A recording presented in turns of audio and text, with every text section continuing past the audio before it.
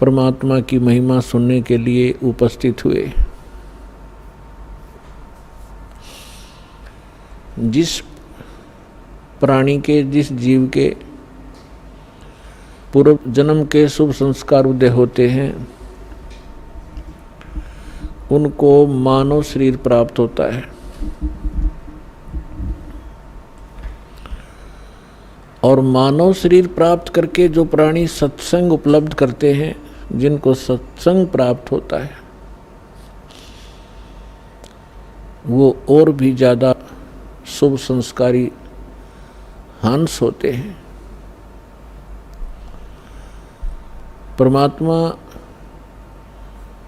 कबीर परमेश्वर जी हमें बताते हैं कि हमारे जो सदग्रंथ हैं और महापुरुषों की जो वाणी है ये कोड वर्ड में है, सांकेतिक शब्द हैं, और आपके लिए छुपा कर रखा था ये धन आज के इस बिचली पीढ़ी के लिए। तो यहाँ परमात्मा ने कहा है कि वस्तु कहाँ खोजो कहाँ, और किस विध लागे हाथ, एक पलक में पाइयो भेदी ले लो साथ।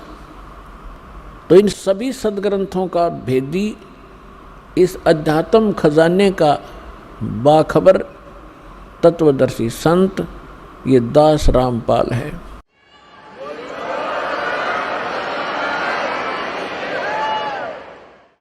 इस विश्व में आज के वर्तमान के अंदर किसी के पास ना ये ज्ञान है, ना वो भक्ति है, और न ही वो यथार्थ मोक्ष मार्ग है। और पुण्यात्माओं, क्योंकि काल तो दुश्मन है आपका, हमारा, और ये कोई ना कोई किसी स्वार्थी व्यक्ति को परमात्मा के बच्चों का नाश करने के लिए कहीं ना कहीं प्रेरित रखता ही रखता है। यदि इस दास से ये ज्ञान सुनकर और ये मंत्र प्राप्त करके, और यदि कोई दुष्ट व्यक्ति स्वयंभू संत बनकर और यही मंत्र देने लग जाएगा किसी क्षेत्र में, गुप्त स्थान पे, तो वो अधिकारी नहीं है। अधिकारी के बिना ये वस्तु सफल नहीं होगी। जैसे एक छोटा सा उदाहरण है, कोई ड्राइविंग लाइसेंस है, चालक प्रमाण पत्र या पासपोर्ट है, यदि वो नकली बना लिया जाए तो बेशक वो खुश रहे कि मेरा पासपोर्ट बन गया। जिस समय उस पासपोर्ट की आवश्यकता पड़ेगी एयरपोर्ट पे, तो वहाँ पता चलेगा उसको, तब तक बहुत देर हो चुकी होगी। उसको सजा भी होगी जिसने बनवाया है और जिसने बनाया है, ये दोनों दोषी होंगे, उनकी जिंदगी बर्बाद हो जाएगी। ठीक इसी प्रकार यदि कोई निकम्मी आत्मा यही मंत्र प्राप्त करके और स्वयं नाम देने लग गया होगा, तो उससे भी सावधान आपने भी होना है, और उसके फंस गए जो परमात्मा की प्यारी भोली आत्माएं, उनको भी सतर्क करना है। लेकिन आप जी ने किसी के साथ झगड़ा नहीं करना है, क्योंकि हमारा मार्ग झगड़े का नहीं है। अगर ऐसा कोई करेगा तो थोड़े दिनों में फेल हो जाएगा, क्योंकि जैसे एक बड़ा वृक्ष हो, पेड़, और उसके नीचे से कितने पौधे उग जाओ छोटे मोटे, वो थोड़े से दिन में पीले होकर अपने आप सूख जाते हैं। तो वो ऐसे होंगे, थोड़े दिन में अपने आप वो कंडम हो जाएंगे। फिर भी आपका फर्ज बनता है उनको भी समझाने का, अरे भले आदमी, काल के दूत अपना नाश कर रहा है और इन परमात्मा के बच्चों का जीवन नाश कर रहा है, तुझे शर्म नहीं आती। यानी प्यार से, जैसे दास भी तो सरेआम कह रहा है, टीवी चैनलों पर कह रहा है कि ये जीवन नाशक है, ये संत नहीं है। इन अपना भी बैठा लिया जितने भी संत हैं, और अपने शिष्यों का भी जीवन नाश कर दिया। इनसे भी प्रार्थना करता हूँ कि तुम भी सुधरो और इनको भगवान के बच्चों को भी फ्री कर दो, ताकि अपना कल्याण करवा लें। मानने ना मानने वो उनकी अपनी मर्जी है, उनके संस्कार पर डिपेंड करता है।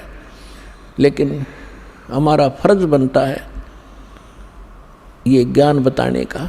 फिर हम दोषी नहीं रहेंगे। उस परमात्मा के दरबार में कोई जाके कहेगा कि मुझे किसी ने बताया नहीं, तो वहाँ नहीं चलेगी उसकी। फिर वो उसी समय उसको दिखाया जाएगा फिल्म कि देख ये व्यक्ति आपको क्या सलाह दे रहा था और आप क्या बकवास कर रहे थे, तो फिर आप फ्री होगे, आप बरी होगे, वो दोषी होगा, उसको सजा भगवान देगा, हम नहीं दे सकते। अपने आत्माओं, प्रसंग जो चल रहा है हम उसी पर आते हैं। जैसा कि दास आपको कल बता रहा था कि सत्संग जो उद्देश्य लेकर कल किया था वो तो स्टार्ट नहीं हो पाया था, क्योंकि सबसे पहले डेफिनेशन ऑफ गॉड आपको बताई जाती है, परमात्मा की परिभाषा क्या है। तो कल आपको सिद्ध किया था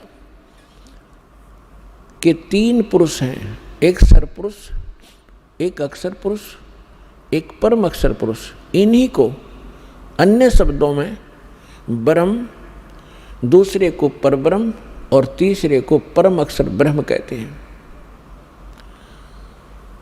मुख्य रूप से ये 3 पुरुष, 3 ब्रह्म, 3 भगवान, 3 परमात्मा, 3 ये मालिक माने जाते हैं। लेकिन ये मालिक कितने हैं, उनका कितना सामर्थ्य है, ये भी परिभाषा प्रभु की में आपको बताया जाता है। जैसे ब्रह्म जो है ये 21 ब्रह्मांड का स्वामी है, 21 ब्रह्मांड का, और ब्रह्मा विष्णु महेश एक ब्रह्मांड में एक विभागीय मंत्री हैं। एक विभाग में एक ब्रह्मांड के अंदर जैसे एक प्रांत में मंत्री होते हैं, प्रांत में, और मुख्यमंत्री पूरे प्रांत का मालिक होता है। तो इन ब्रह्मा विष्णु महेश केवल एक ब्रह्मांड में और एक विभागीय मंत्री हैं, रजोगुण विभाग के ब्रह्मा जी और सतोगुण विभाग के विष्णु जी, तमोगुण विभाग के शंकर जी। अब इनका काम क्या है कि ब्रह्मा जी के रजोगुण के प्रभाव से सभी प्राणी संतानों उत्पत्ति करते हैं, और यहाँ की ये नकली सुख सुविधाएं, झूठे सुख, कोठी, बंगले, कार, अच्छी पोस्ट, कोई मंत्री पद प्राप्त करूं, ये उसी प्रेरणा से प्रेरित होकर के ये जीव इच्छा करता है। अपने आत्माओं, जैसे इन तीनों भगवानों के शरीर के अंदर काल भगवान ने, इनके पिता ने एक ऐसी व्यवस्था कर दी है, ये इनके बस की बात भी नहीं है। ये भगवान रहते हैं अपनी राजधानियों में, अपने लोकों में ऊपर, विष्णु जी विष्णु लोक में, शिव जी शिव लोक में और ब्रह्मा जी ब्रह्मा लोक में। लेकिन इनके शरीर से निकल रही जो तरंगे हैं, जो रेज हैं, वो इन 3 लोक के प्राणियों को विशेष प्रभावित कर रहे हैं। इस पृथ्वी लोक पर, नीचे एक पाताल लोक पर, ऊपर स्वर्ग लोक में।